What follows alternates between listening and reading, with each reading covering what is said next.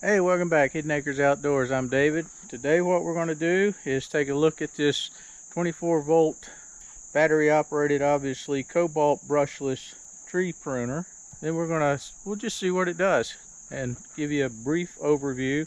I will link in the description below a web page link that goes straight to this item so you can look up all the specs on it.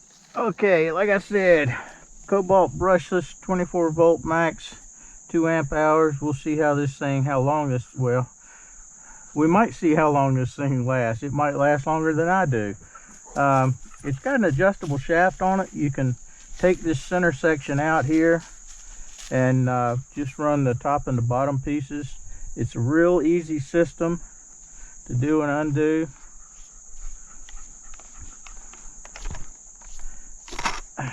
And then this piece basically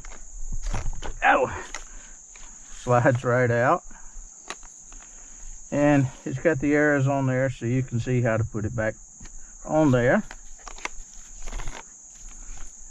Cinch up,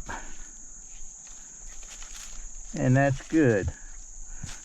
The other thing that I like about it, I hadn't used it, I've maybe used it 5 minutes. It's easy to adjust the tension on your chain. That's a little tight right now, but you can loosen this knob and just adjust the length of the bar here, and where you get it where you want it, tighten that back down, and we'll see how that works. On the flip side, your oil reservoir, like I said, I'll link to the description. It should give you all the information on how many ounces this holds. 8-inch blade, 8-inch chain. So let's see if it tears into trees as well as that golden retriever tears into trees. She is a mess. But most of these trees, or most of these limbs, are not an issue unless you're on the tractor, and then it does have a tendency to catch the rollover protection system and bend those tree branches right back around into you.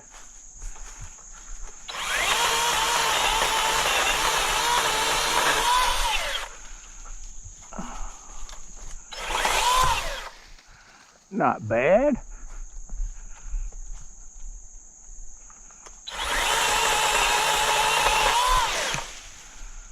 Seems to work as advertised. It's got a trigger lock here. You've got to push that button before you can pull the trigger up.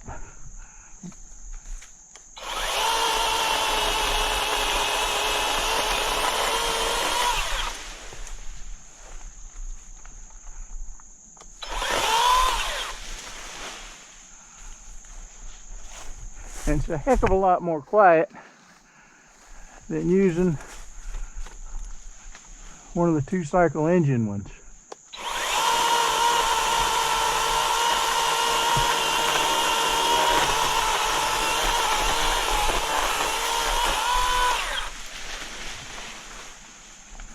That ought to not hit me when I come down here on the tractor anymore. Ooh, muscadines.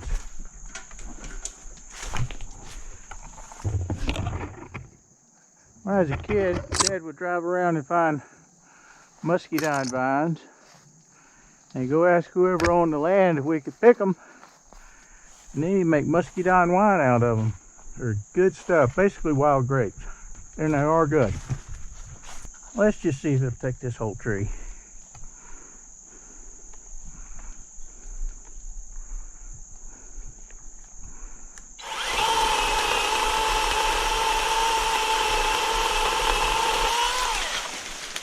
That was easy enough.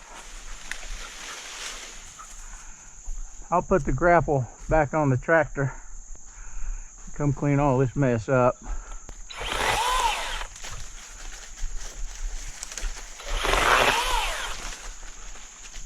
You sure make quick work out of it. Okay, we're going to break this down into its 3 separate pieces, mainly because it's just easier to transport that way. And to show you once again how easy it can be.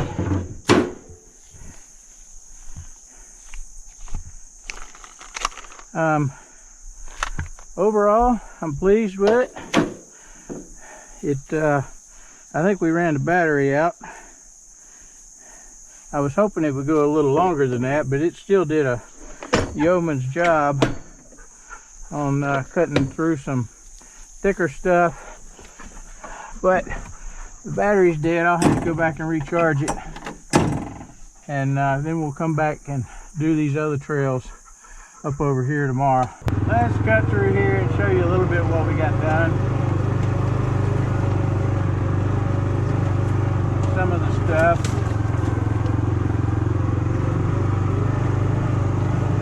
But it's made driving down through here a lot more enjoyable. My wife hates coming down through here when stuff is smacking up against the side of the four-wheeler. And I can't say that I really blame her. But we cut a lot of this mess out and made it a little taller up through there, so it'll be a while before that's an issue again. We've got a creek that runs the whole side of this property down here.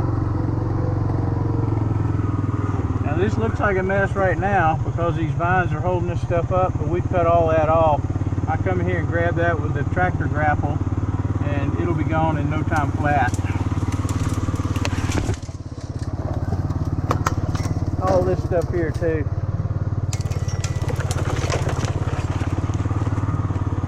And this mess.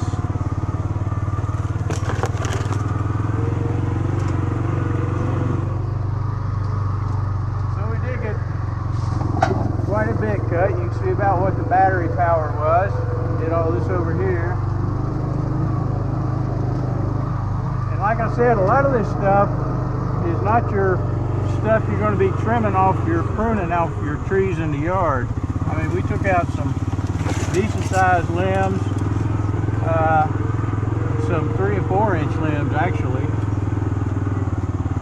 Cleaned up all that cedar mess there. I got to cut those things down, but now I can get into them with a chainsaw and cut them off below the lowest limb. If you cut a cedar tree off below the lowest limb, you'll never have to worry about it coming back. It will die. Not so with all this other stuff. It'll sprout little saplings out just about as fast as you go in there, unless you put some kind of herbicide on it and kill it after you cut it off like that.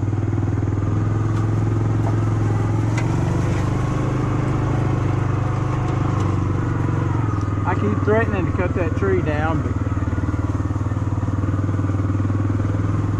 I don't think I ever will.